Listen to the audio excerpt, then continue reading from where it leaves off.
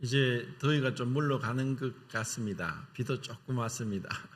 우리나라 연강수량이 1300mm인데 대부분 여름에 옵니다. 그런데 장마철이 여름에 비가 소낙비가 내리는데 지금 거의 그런 게 없는 것 같습니다. 다른 지방에는 좀 많이 온 것 같고 한데 성경에 보면은 비가 오지 않는 것은 하나님의 어떤 심판의 일종이라고 말씀을 합니다. 참 우리가 이 나라가 정말 하나님 앞에 참 은혜를 구하고 이 나라를 위해서 정말 간절하게 기도를 해야 된다는 생각이 듭니다. 오늘은 그 요한복음 17장 그 17절, 18절, 19절 말씀에서 이제 거룩에 대한 말씀을 이제 마치도록 하겠습니다. 거룩 주님께서는 우리를 거룩하게 하기를 원하셨어요. 그리고 그 아버지의 말씀이 진리고 진리로 저희를 거룩하게 하옵소서 했던 그 말씀의 의미를 한번 생각해 보겠습니다.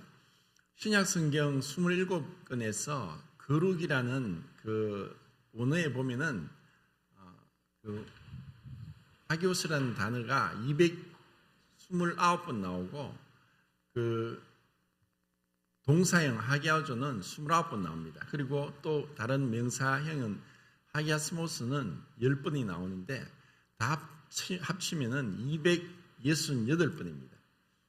우리가 성경을 읽다가 보면은 뭐 그렇게 이렇게 많이 나오는데도 주의해서 읽지 않으면은 이렇게 많이 나온 줄 모릅니다. 결국 하나님께서 우리를 구원하신 목적은 단순히 우리가 죄사함 받고 천국 들어가는 게 아니라는 것입니다. 그것이 아니라 우리를 하나님이 거룩하시니까 내가 거룩하니 너희도 거룩하라. 레위기 11장과 베드로전서 1장에 그 말씀이 구약과 신약에 동일하게 나오고 이것이 우리의 구원의 목적입니다. 그래서 우리가 어떻게 그러면은 거룩하게 되는가 하는 이 부분에 있어서 대부분의 그리스도인들이 혼동하고 헷갈려하고 또 한쪽으로 치우치는 그 부분이 있습니다. 그래서 오늘은 PPT를 통해서 한 절 하나하나 읽으면서 이제 교제하겠습니다. 제가 보통 보이질 않으니까 나옵니까 지금? 그럼 한번 읽어봅시다. 자, 시작. 진리와 성화. 네, 계속. 그리스도의 공고로 죄인을 의롭다고 선언해 주시는 것. 우리의 신분과 지위가 바뀌는 사역. 성화. 성령의 은혜로 신자가 거룩하게 변화되어 가는 것. 우리의 본성과 삶이 바뀌어 가는 사역. 이 구원받은 자에게는 이 두 가지 은혜가 주어집니다. 그래서 이것을 칭의만 강조하면은 자유방임주의 또 무율법주의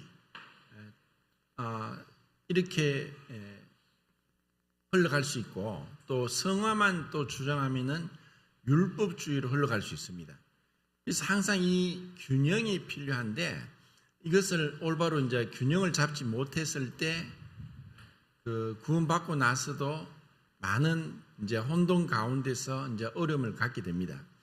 한자로 이제 칭의라고 이렇게 하지만 성경에는 이제 어렵다 함을 얻음이라고 이제 번역 이제 우리말로 얘기할 수 있습니다. 이것은 성부 하나님의 선언입니다.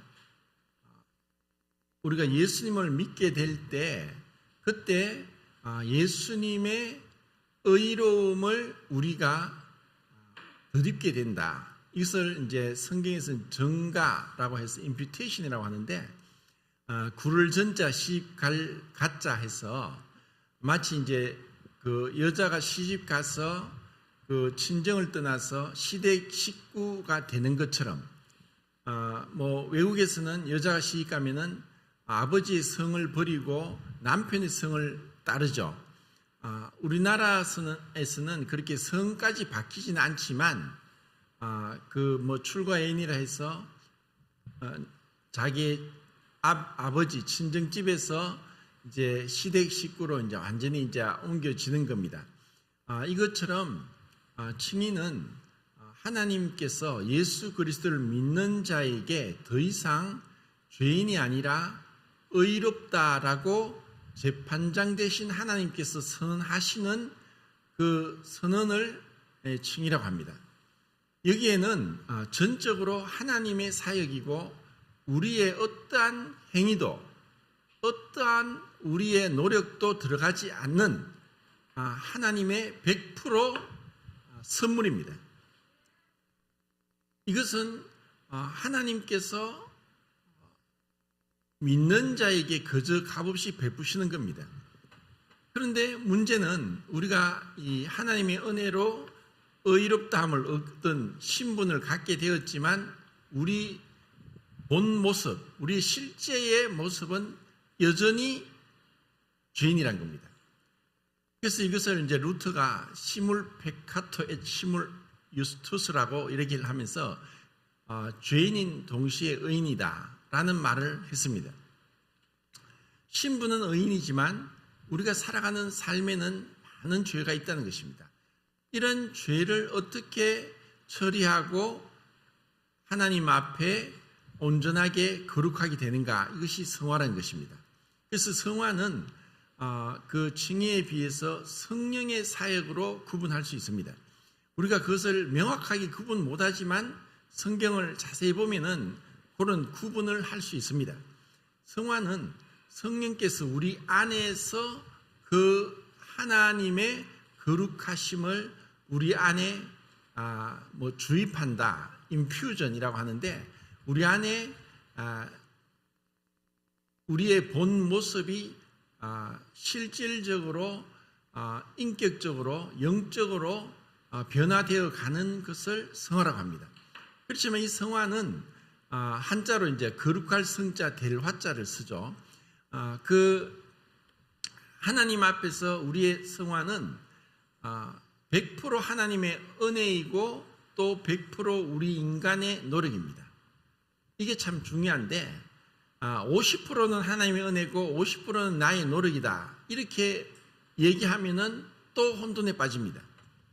그러면 하나님께서 우리를 의롭다 하시는 것과 거룩하게 하시는 것, 지난 시간에는 우리를 거룩하게 하시는 신분적인 거룩함을 말씀을 드렸고, 그 신분적인 거룩함은 성령의 내주하심이라고 말씀을 드렸습니다. 그런데 증인은 그리스도의 의로 옷 입는다, 갈라디아 3장 20절 보면은 그리스도로 세례를 받은 자는 그리스도로 옷 입었다라고 말씀하면서 그런 이제 의의 옷을 입었기 때문에 우리가 천국 들어갈 때에 예수님과 똑같은 의로움으로 들어간다는 것입니다. 그리고 이것은 이제 나중에 또 나오는데 그 천국에 들어가서나 지금이나 똑같습니다. 이것은 변함이 없습니다. 이것은 예수님의 의는 어제나 오늘의 영원토록 동일하기 때문에 전혀 변화가 없다는 것입니다. 이런 이제 차이점을 우리가 잘 이해하고 한쪽으로 치우치지 않고 또 우리가 이 칭의에 머물러 버리면은 우리 신앙은 마치 그 브레이크 없는 차가 마음대로 막 가면서 브레이크를 잡지 못하면 사고가 일어나듯이 우리의 그리스도의 삶의 치명적인 약점이 됩니다. 그러면 이것이 얼마나 큰 어려움이 될까? 이것은 이제 교회사를 보면은 이러한 자들이 많이 있었습니다. 또 우리나라에도 이런 자들이 많습니다. 이미 이 하나님의 구원을 제한시키고 또 그 하나님의 그 구원의 진정한 목적을 잃어버리게 될 때 여기에 그냥 머물러 버리는 겁니다. 이것은 마치 그 어린 아이가 태어났는데 자라지 못하는 거예요. 마땅히 시간이 지나면은 앉고 걷고 뛰고 말하고 그리고 자기 앞가림 가리면서 기저귀도 벗고 이것이 이제 어린아이가 자라가는 성장의 발육의 그 정도가 그렇게 시간이 지나면서 바뀌게 되는데 이 칭의에 머물러 버리면은 생명은 있다 하지만 어린아이 같다는 거예요. 그래서 이 교회에서 정말 큰 문제는 이런 거듭나지 못한 자들이 거듭난 자처럼 교회 안에 들어오는 것이 교회의 큰 문제입니다. 그러니까 교회가 커질수록 가라지가 계속 들어온다는 거죠. 이러한 것을 주의 깊게 막기 위해서 우리가 개인적으로 구원을 점검하고 또 그 구원에 대해서 또 계속 짓고 또 확인하고 그리고 침례를 주고 그렇게 하는데 예수님 당시에도 또 초대교회 때도 예수님 말씀에도 양의 탈을 쓴 일이라고 말씀하시고 또 서신서에는 거짓 형제라고 얘기를 합니다.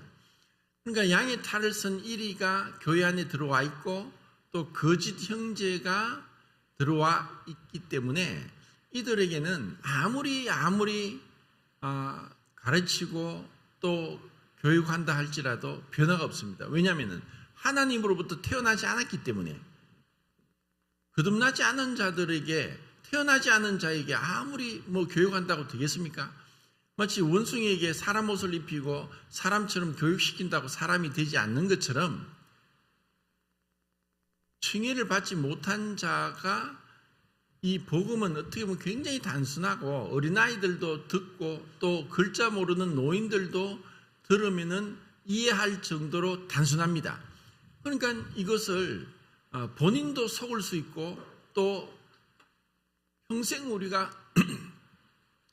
같이 신앙생활하면서 속을 수 있어요.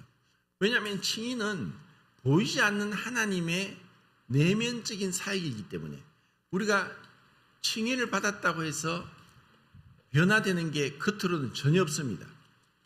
전혀 없이 전적으로 하나님께서 우리 안에서 행하시는 사역이기 때문에 우리는 그 사람의 말을 듣고 또 그 사람이 이렇게 구원 간증을 하니까 구원 받았구나라고 이제 판단을 하고 또 침례를 주고 또 성도로서 더해져서 형제자매라고 합니다. 그런데 이렇게 칭의가 시작되었지만 성화의 모습이 나타나지 않을 때 그때 우리는 이 구원을 의심해 봐야 되고 아무리 내가 구원 받은 지가 언제고 침례도 받았고 또 신앙생활 한 지가 몇십 년 되었다라고 할지라도 그 안에서 이 성화, 거룩에 대한 하나님을 경외하고 말씀을 읽고 말씀을 사모하고 세상과 분리되고 세상의 쾌락을 쫓지 않고 그리고 여러 가지 시험과 어려움이 올 때 믿음으로 인내하고 그리고 교회를 사랑하고 헌신하고 성도들을 섬기고 도와주고 또 함께 교제하기를 좋아하고 그리고 악을 미워하고 거짓을 멀리하고 진실되고 그리고 겸손하고 온유하고 이와 같은 이 칭의를 받은 결과가 나타나지 않는다면은 그런 삶이라면은 본인도 한번 점검해 봐야 됩니다. 왜냐하면은 우리가 보는 것보다 본인이 더 잘 알기 때문입니다. 정말 내가 이 세상의 재물보다 영원한 하늘의 천국을 더 사모하는가?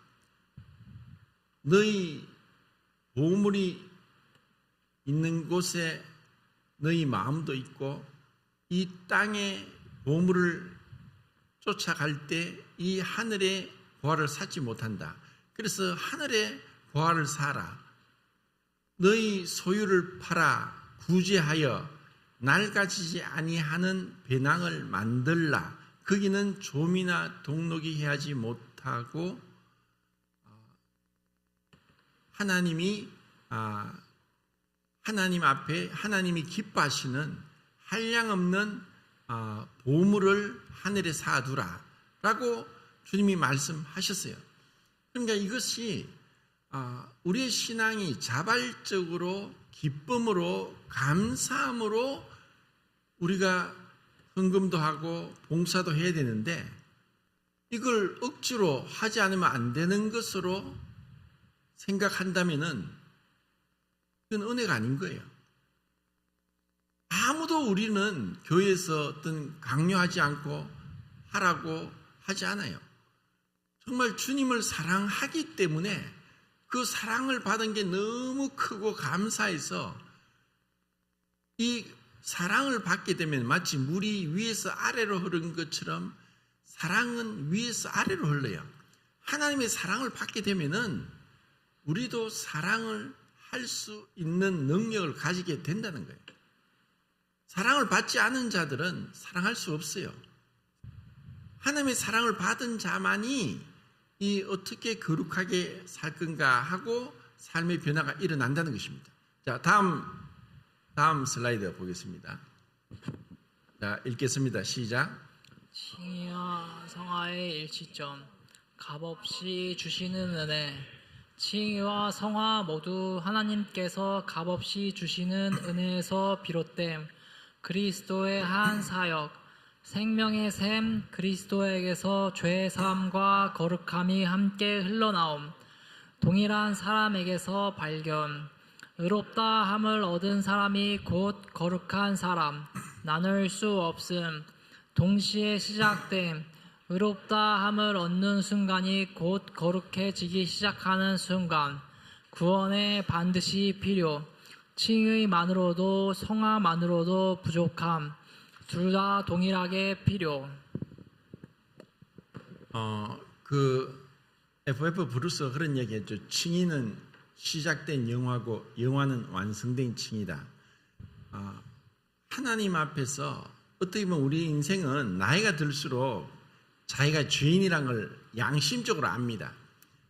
요한복음 8장에서 가늠하다 현장에 붙잡힌 여인을 다 돌로 치려고 할 때 예수님이 너희 중에 죄 없는 자가 먼저 돌로 치라 했을 때 나이 많은 사람부터 도망갔습니다.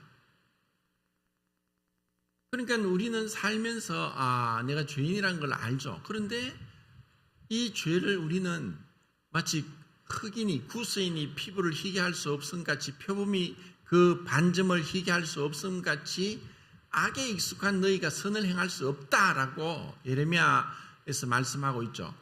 그러니까 우리 스스로는 이 죄를 벗어버리지도 못하고 또 선을 행할 능력도 없어요. 그러니까 우리의 그 첫사람 아담의 범죄는 두 가지를 이야기를 하는데 무능력과 부패입니다. 그러니까 선을 향해서는 무능력하고 악을 향해서는 부패에서 벗어날 수 없다는 것. 그런데 하나님의 은혜로 내가 죄가 용서받았다. 더 이상 죄인이라고 하지 않고 하나님이 의롭다라고 만군의 재판장 최후의 심판을 하시는 그 하나님께서 의인이라고 하신다는 그 은혜는 이거는 이 세상에서 가장 값진 것입니다. 이 은혜를 아는 만큼 우리는 거룩하게 살려고 하게 된다는 것입니다. 이것은 나눌 수 없습니다. 동일하게 우리에게 주어지는 건데 어느 한쪽만으로는 부족합니다. 그러니까 우리가 성경에서 그냥 죄사함의 복음만 깨달은 자들은 정말 도덕적으로도 양심적으로도 잘못 행할 수 있는 거예요. 그건 성경을 잘못 보는 거예요.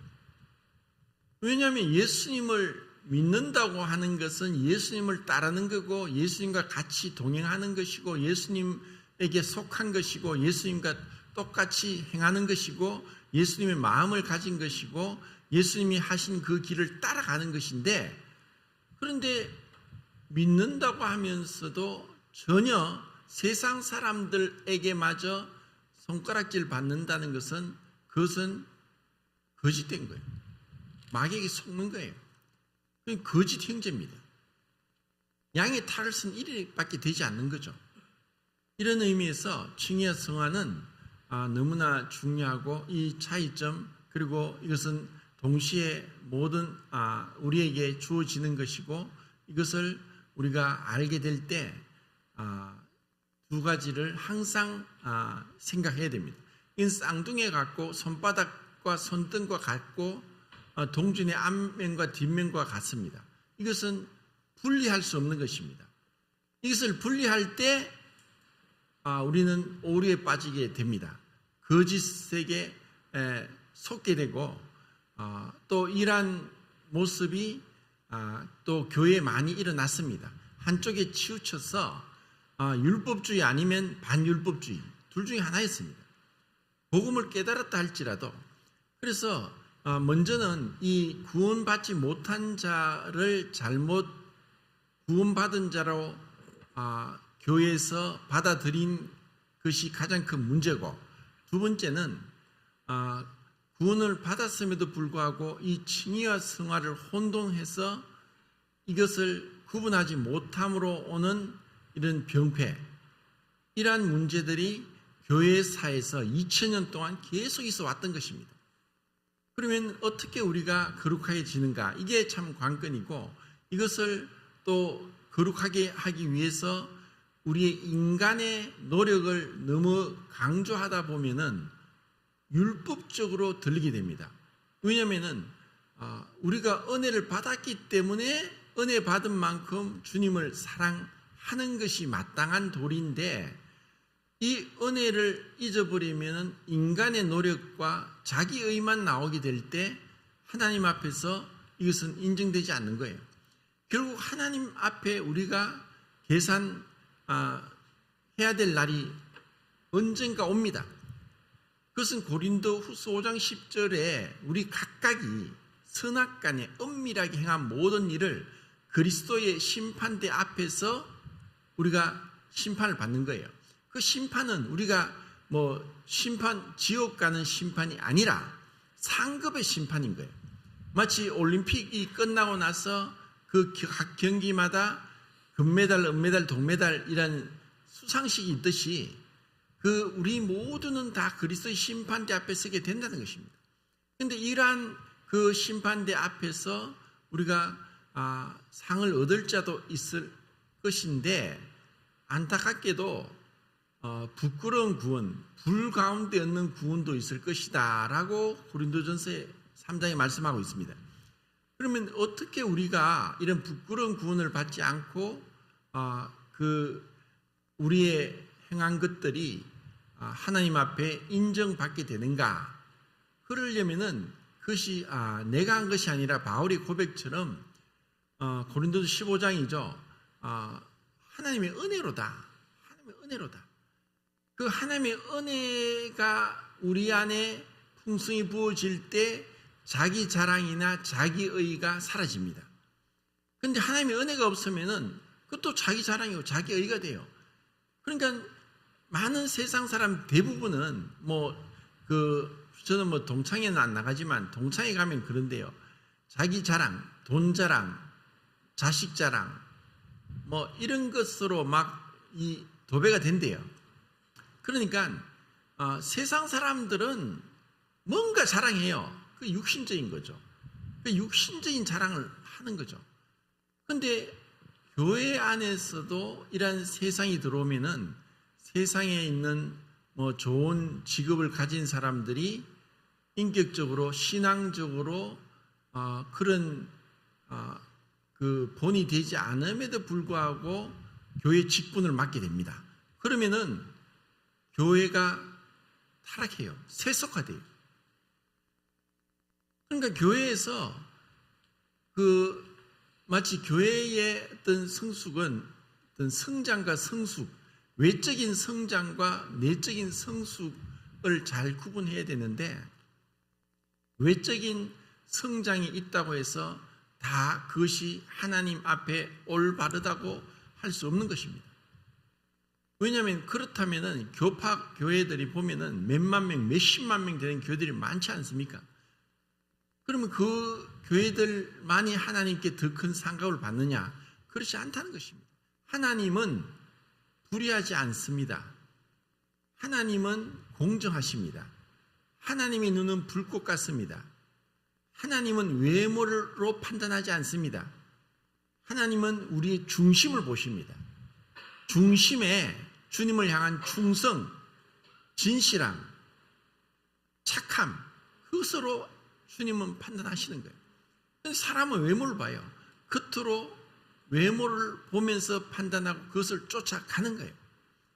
오래전에 제가 그 기독교 그 독립영화, 저예산으로 만든 그런 독립영화를 봤는데, 제목이 하얀 가방인가 하여튼 정확하지 않은데 하여튼 그런 가방에 대한 내용입니다. 근데 그 내용이 보면 굉장히 참 잔잔하면서 심금을 울려요. 그 영국 런던에서 한 100km 정도 떨어진 곳인데 자그마한 이제 단독 주택이 있어요. 근데 그 주택에 1층에 사람이 살지 않은 것 같아요. 근데 지하가 좀 넓은데, 지하에 가면은 이제 이런 선반이 쫙 나열되어 있고, 거기에 선반에 가방이 다 진열되어 있어요. 근데 그 가방에는 그 주인의 이름이 있고, 그리고 언제 이것을 두었다라는 이런 그 표만 있어요. 그래 그 가방의 주인을 따라서 가면은 이들이 그 선교사로 나가서 미개척 선교지에 가서 선교하신 분들인데, 그들이 영국을 떠날 때 자기의 모든 소유물을 가방 안에 딱 집어넣으니까 그 안에 딱 들어가요. 그리고 떠나는데 돌아오지 못하고 그곳에서 죽으신 분도 있고, 또 나중에 나이가 들어서 돌아와서 가방을 찾아간 분도 있고, 정말 이름도 없이 빛도 없이 세상에서 알아주지도 않고 세상에서 어떠한 인정도 받지 못하신 분들이에요. 그분들은 주님만 바라보고 그 길을 갔던 거예요. 그런데 한 기독교 영화 제작자가 그걸 쭉 따라가면서 이들의 행적을 우리에게 보여줄 때 참 감동적이에요. 저들이 주님을 사랑함으로, 내가 주님을 사랑하기 때문에 제가 이 길을 갑니다. 세상이 알아주지 못해도, 세상이 인정하지 않아도 주님의 말씀을 들고 갑니다. 주님의 말씀에 순종해서 복음을 전하러 갑니다. 그러한 분들이 수없이 많다는 거예요. 그리고 우리나라에도 6.25 끝나고 나서 50년대에 독일에서 오스트리아에서 여자 그 수녀 2분이 왔어요. 그래서 저 소록도 나한자촌에 평생을 헌신하고 살다가 이제 나이가 80이 다 되어서 고국으로 돌아갔어요. 그래서 어떤 기자가 이분들을 취재하려고 하니까 도망가 버렸어요. 나는 내 이름을 세상 신문에 내고 싶지 않다. 나는 내가 할 일을 했을 뿐이고 자랑할 것도 없고 주님이 아시니까 주님 앞에서 했을 뿐이다. 떠벌리지도 않았고 자랑하지도 않았고 그것으로 인해서 어떠한 이득을 취하려고 하는 조그만 욕심도 없었어요. 그런 것을 볼 때 정말 주님을 사랑한다는 게 무엇인가?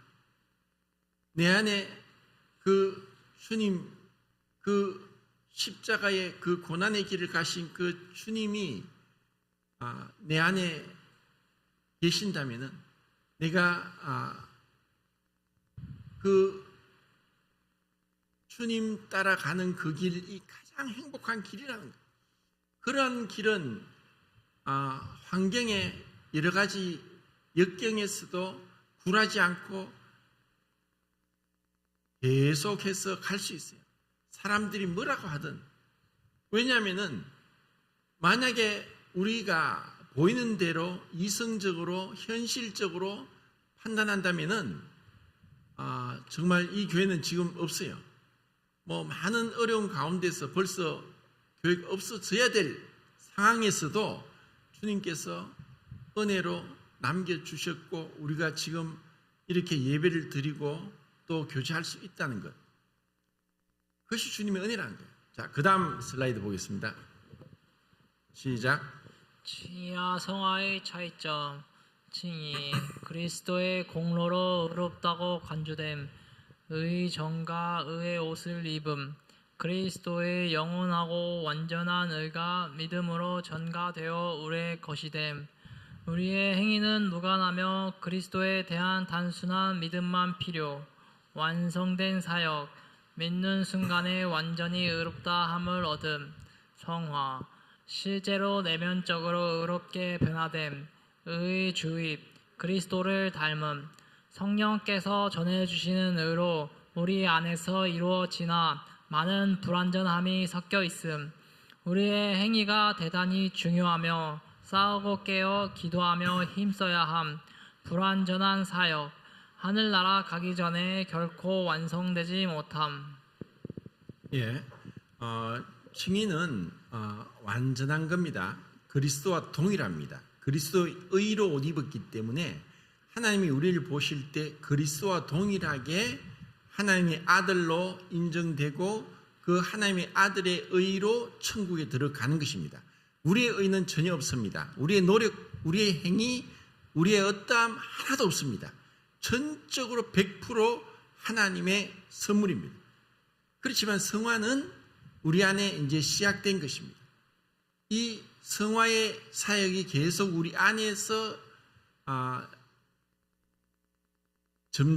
점진적으로 이렇게 우리를 성장시켜 가는 것인데 이것은 불완전합니다.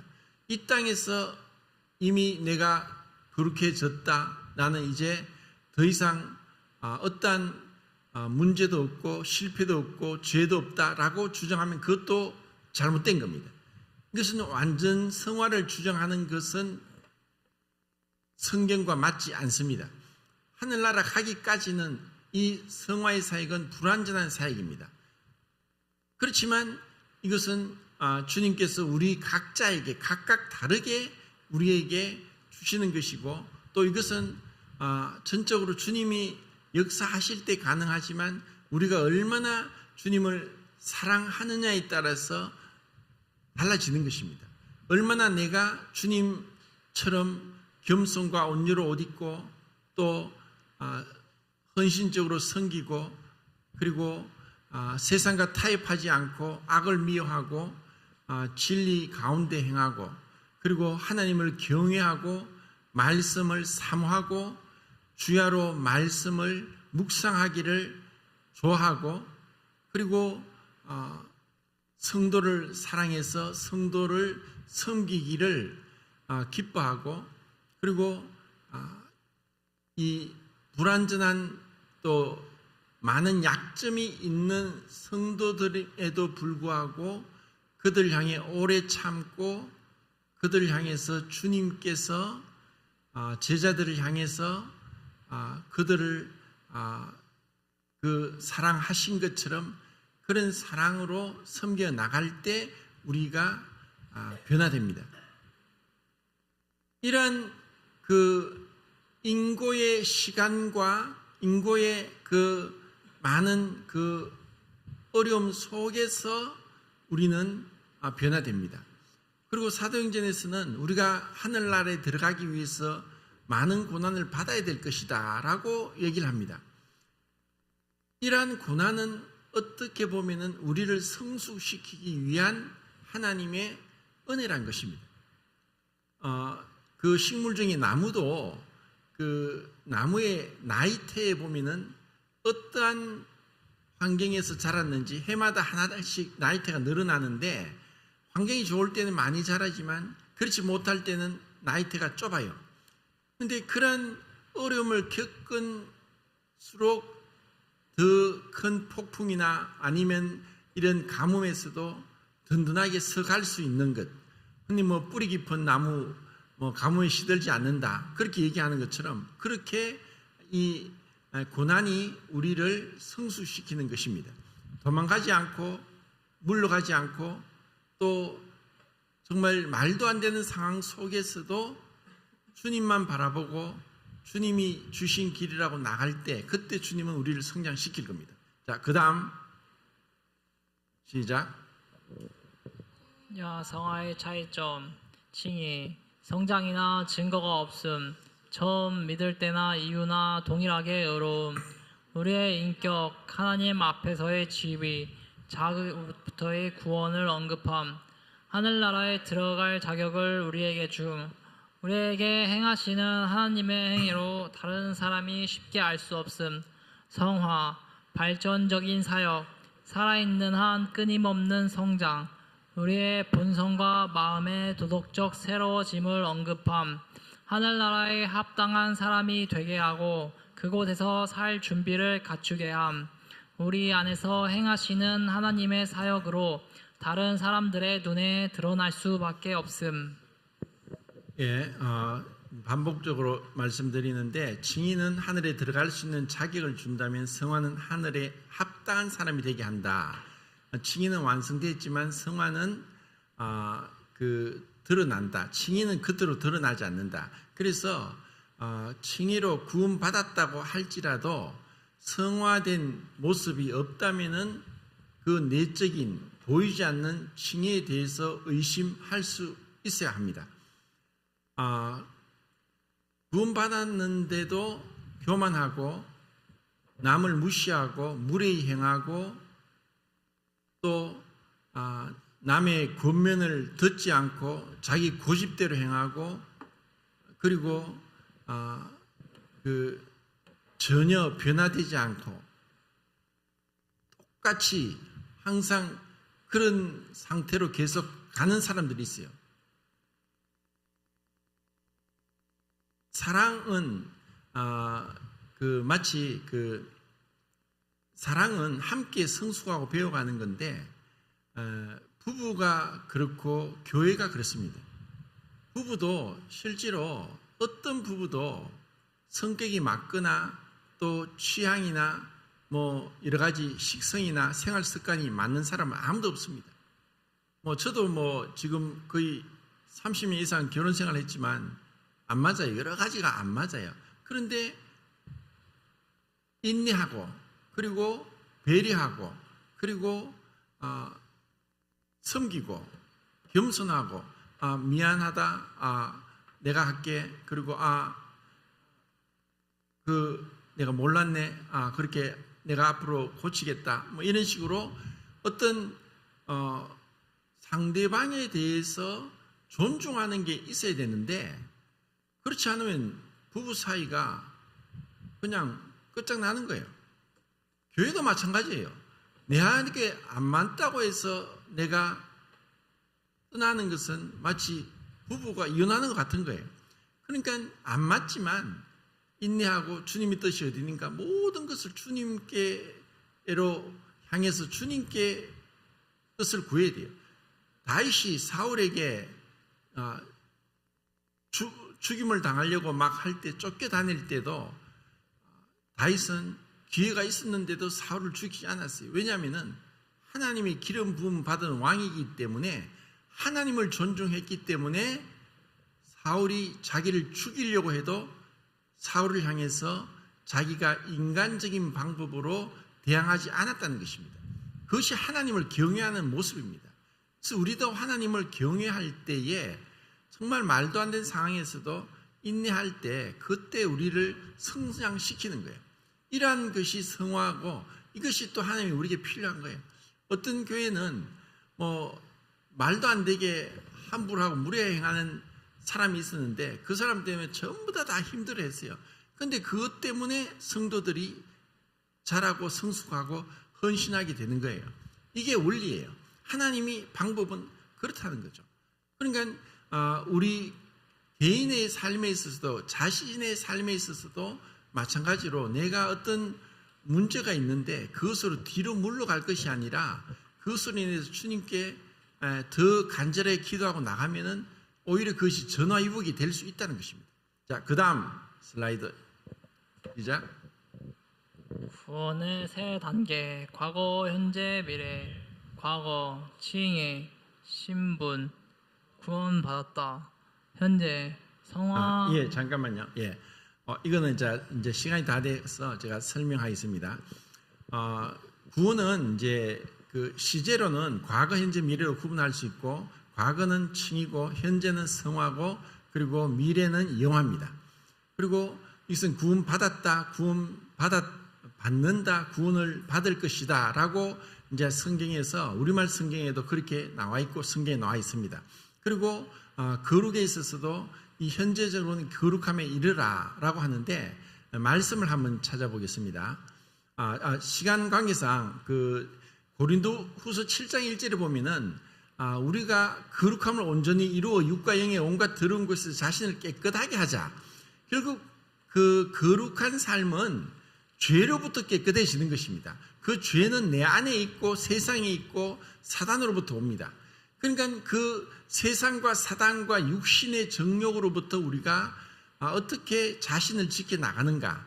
그래서 육과 영의 온갖 더러운 것에 자신을 깨끗하게 하는 것이 필요하고, 그리고 로마서 6장 19절에 보면은 우리가 죄에게 자기를 드려 죄의 종이 되었다면 의에게 자기를 드려 의의 종이 되고 거룩함에 이르라라고 합니다.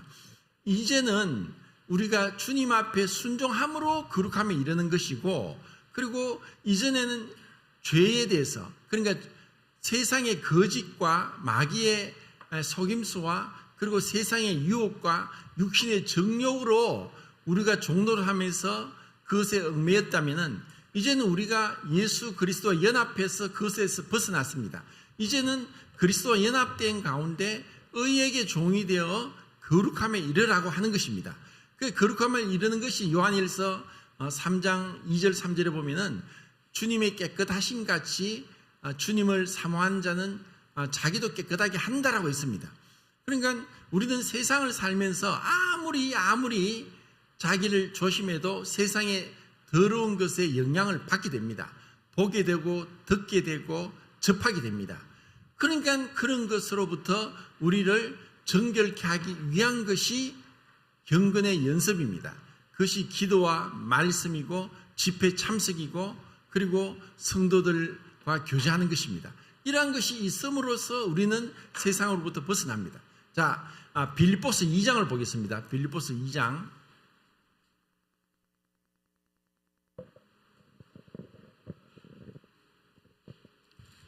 12절 읽겠습니다. 시작. 그러므로 나의 사랑하는 자들아, 너희가 나 있을 때뿐 아니라 더욱 지금 나 없을 때에도 항상 복종하여 두렵고 떨림으로 너희 구원을 이루라.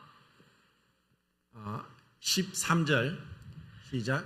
너희 안에서 행하시는 이는 하나님이시니 자기의 기쁘신 뜻을 위하여 너희에게 소원을 두고 행하게 하시나니. 예, 우리는 이 말씀대로 이미 얻었다 함도 이미 얻었다 함도 아니요 이뤘다 함도 아니다. 이미 우리는 그 칭의로 구원을 받았지만 아직 우리는 그 구원을 받아가는 상태에 있다. 거룩함에 이르는 과정에 있다. 이것이 이제 이 말씀의 의미입니다. 그래서 항상 복종하여 두렵고 떨림으로 너희 구원을 이루라. 이것은 이미 구원 받았는 것에 안주하는 사람들에게는 이 말씀이 굉장히 어렵게 들릴 겁니다. 아니 이 말씀이 뭐냐? 우리가 구원 받았는데 또 뭐 구원을 이루라 라고 하게 되는 거예요. 그래서 제가 칭의와 성화를 구분해서 구원을 이루어 가는 것이다. 이미 이제 구원을 얻었기 때문에 이루어 가는 것이라는 거예요. 그리고 이것을 하시는 분은 하나님이시다. 우리 안에 소원을 두고 그분이 우리 안에 생하게 하신다. 성령의 음성을 듣고 성령의 인도를 받고 성령의 말하게 하심과 충만하게 하심으로 따라 행하는 것, 이것이 우리 그리스도의 삶인 거예요. 그래서 주인이 내가 아니라 주님이 주인이고 말씀대로 또 내 생각과 판단대로 하지 않고 하나님 말씀대로 행하고 그리고 다른 성도들 간의 관계를 중요시기는 거예요. 이것이 이제 그 뒤로 나오는 14절을 읽겠습니다. 14절 시작. 이 모든 일을 원망과 사비가 없이 예, 마음속에 이러한 마음이 일어날 수 있기 때문에 원망 없이 행하라는 거예요. 자, 15절 시작.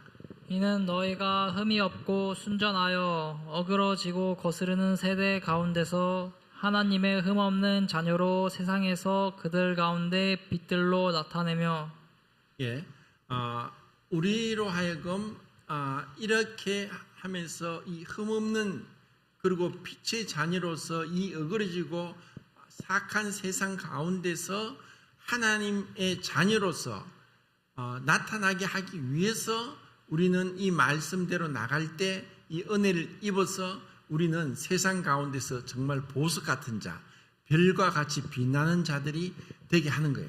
그러니까 이 땅에서부터 지금 이 거룩은 이루어지고 천국에서 가서 그냥 얻게 되는 것이 아니라 이 땅에서부터 시작된 것이고 그리고 주님과 함께 하는 것이고 그리고 우리 안에 이것은 세상에서 알 수도 없고 할 수도 없고 감히 범접할 수 없는 이 영광스러운 길로 가는 것이 바로 이 성화의 길입니다.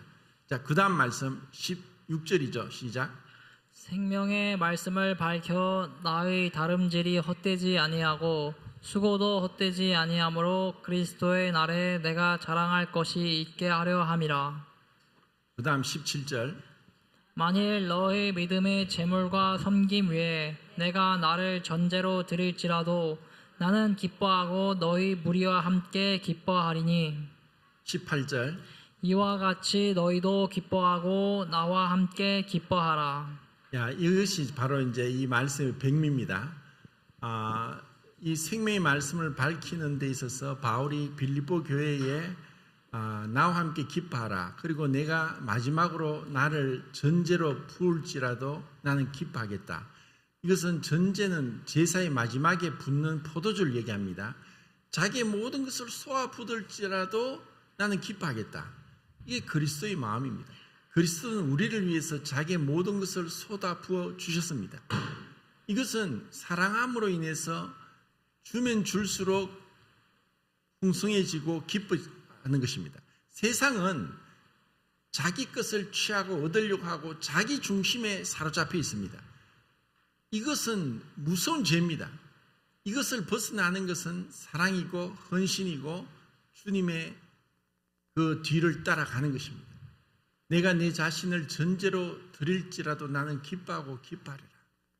그리고 그것은 바로 빌립보 성도를 향해서 함께 성장하는 것입니다.